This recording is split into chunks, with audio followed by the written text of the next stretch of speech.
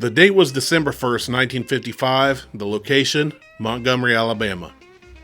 A bus travels city streets on a route that was routine and predictable and even quiet. A woman boarded, paid her fare, and took her seat. She wasn't distracting anybody or trying to attract any attention to herself. She just sat there because she was tired, but not the kind of tired that shows on the outside.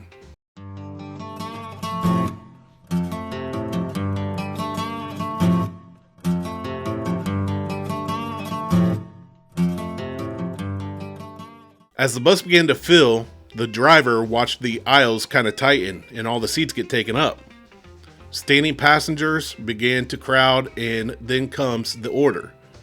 Black passengers seated in the middle section were told to give up their seat for the white passengers so they could sit. 3 people in one row complied, but 1 didn't. She remained seated, so the driver walked back and told her in a very just firm and confident voice, something that was practiced and certain, "You better make it light on yourself and let me have those seats." But still, she didn't move. Not out of defiance for attention, but out of something quieter, steadier. Her decision had already been made. So the driver warned her again, "If you continue to refuse, you'll be arrested." Her reply, "You may do that." And just like that, the machinery of law enforcement began to move. The gears started to turn. The police arrived. She was arrested, booked, and charged. But what happened next was bigger than the bus. The news spread through Montgomery, and not just frustration, but something sharper started to happen, something organized. Within days, people began to act. They stopped riding the buses and they started enduring together, coordinating. They would walk or carpool. They did whatever it took to keep going for 381 days. It was a boycott that pressured a system that had long assumed silence. History often compresses moments like these into one single image: a woman, a seat, a refusal. In doing so, it risked making it feel sudden, like nothing came before it and it just kind of appeared out of thin air. But movements rarely begin at the moment the world notices them. They build, quietly, uneven, often invisibly. Everybody knows the name Rosa Parks, but they may not know the whole story, because months before, on another city bus in Montgomery that followed the same rules, an order was given.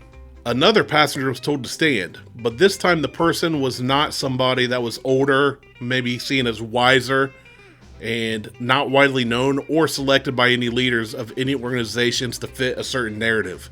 See, sometimes what we're taught isn't always the truth. This actually began with a teenager, someone just 15 years old.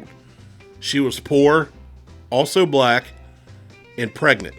She had been studying black history in school, and she knew what the law said and the dignity it demanded. When she was told to give up her seat, though, she didn't, and it wasn't so peaceful and easy and quiet. In later years, she actually said, "It felt as though Harriet Tubman's hands were pushing me down on one shoulder, and Sojourner Truth's hands were pushing me down on the other shoulder." So she became part of a legal case that was challenging the system itself.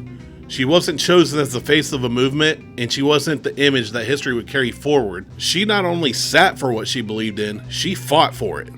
It was not a simple request that was made in an order that was just followed. She was arrested as a juvenile and for most of her life carried this around with her. For decades, her name and story was hidden. She was deemed the wrong person for the fight. That teenager's name was Claudette Colvin, and she passed away on January 13th of 2026. Rosa Parks became the symbol that the world remembers, but the first refusal in Montgomery that year wasn't even her. In a final act of justice, Claudette petitioned the court in 2021 to expunge her juvenile record from 1955. At the age of 82, she appeared before a judge in Montgomery. "My name was cleared. I'm no longer a juvenile delinquent," she told reporters. It was symbolic and helped her reclaim her dignity. Claudette always said she had no bitterness or animosity towards Rosa Parks. For decades, the civil rights movement was curated, made up, to fit a specific mold. That mold excluded the contributions of teenagers and many others just like Claudette. Those that were too young, too poor, too uneducated to be perfect representations. I would say without Claudette's refusal, the spark that started it all, and her testimony on Browder versus Gale, the legal dismantling of segregation might have delayed for way longer. It's important to learn stories like hers because it teaches us that courage doesn't come in a nice, neat package with a bow on it. Many of those heroes that history tries to leave behind. So search her name, read her story, learn more about her and why this happened and what really happened, why Rosa Parks was chosen. Claudette Colvin's name is just as important as Rosa Parks' name. It's right up there along with many others that have made differences in the worlds they left behind. And Claudette's story is the part that was omitted.